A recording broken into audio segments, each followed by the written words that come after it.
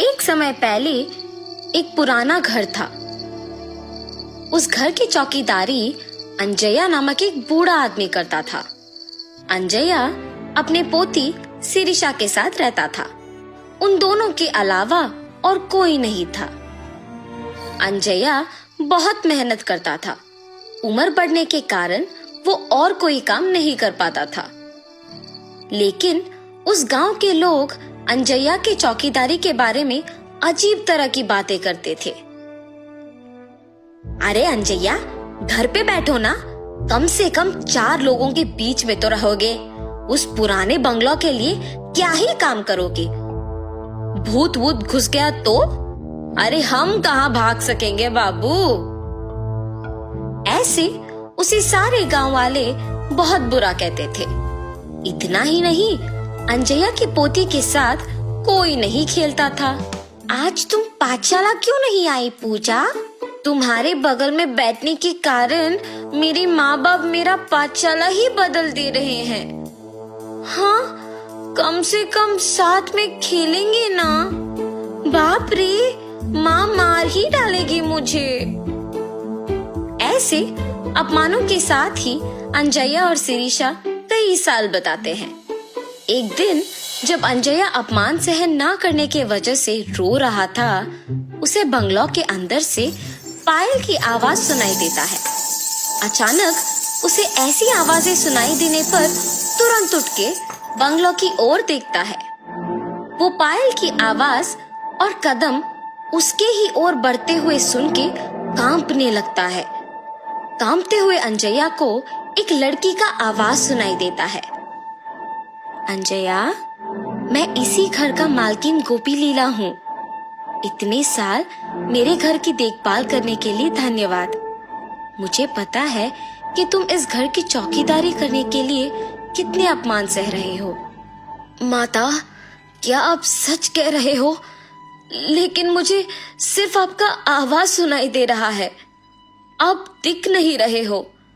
आप क्या भूत हैं? क्या आप मुझे मार देंगे? अंजया, नीचे तो देखो।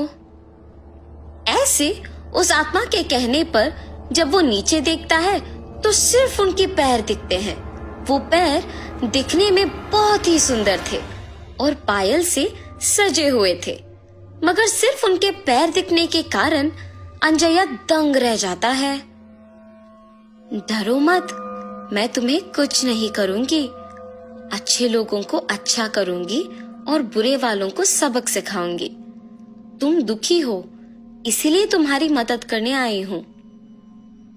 उसकी बातें सुनकर डर के मारे अंजया कहता है, माता, पहले से ही गांव में सारे लोग यही सोच रहे हैं कि हम में भूत घुसा है। लगता है कि आप वो बात सच करने वाली है। हमें आपकी सहायता की कोई जरूरत नहीं है। कृपया मुझे छोड़ दीजिए। ये कह के रोता है। जब वो आत्मा कहती है, ठीक है, मैं अपने पायल यहीं पे छोड़ रही हूँ। ये अपने पोती को बांधो, सब अच्छा ही होगा। मेरे घर के लिए तुमने आज तक इतना काम किया है, उसके लिए बस ये एक छोटा सा तोहफा समझो। ये पायल बांध के जो भी मांगोगे वो पूरा हो जाएगा। भूलना मत। अपने पोती के साथ अब से खुश रहोगे। अब से यहाँ आके काम करने की जरूरत नहीं पड़ेगी तुम्हें। ऐसे उन पायल को वहां छोड़ के गायब हो जाती है।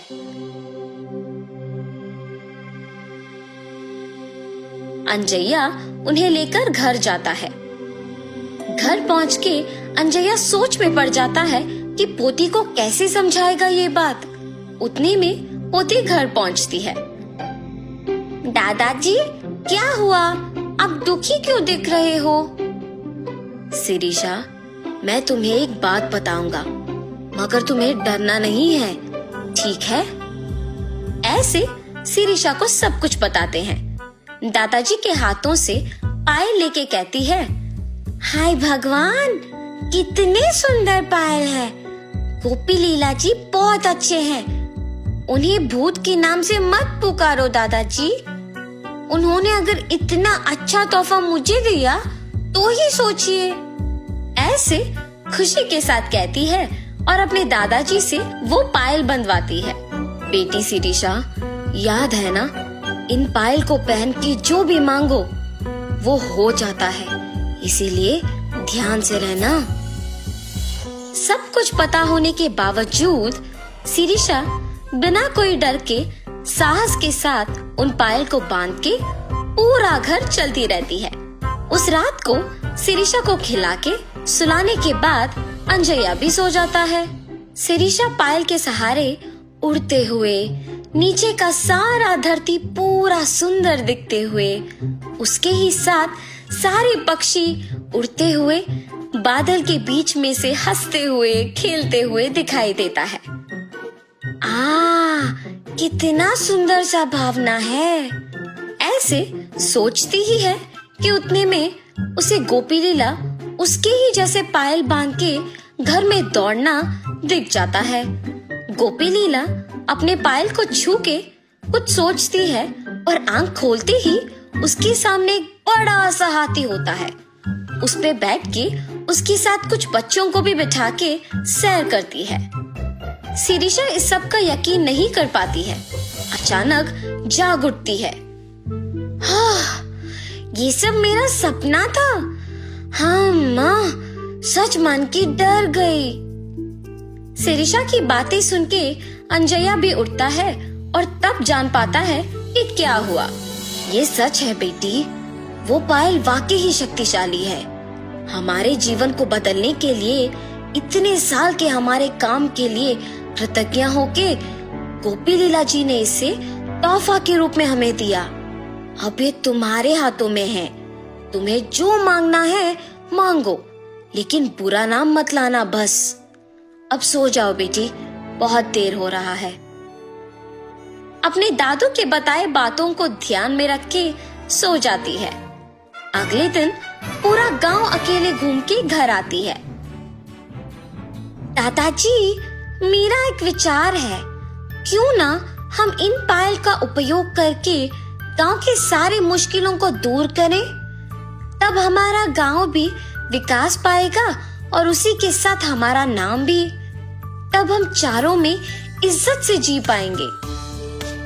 ऐसे एक विचार के साथ शिरीषा उन पायल का उपयोग करना शुरू करती है। जैसे जैसे साल बीते वैसे वैसे वो उस गांव को एक शहर बना पाती है। एक समय में गांव का भला बुरा गोपी लीला ही देखती थी, मगर उनके चलने के बाद उन्हीं के दिए हुए पायल के सहारे शिरीषा उनकी आत्मा को शांति दिलाने के लिए उनके सारे ख्वाहिशों को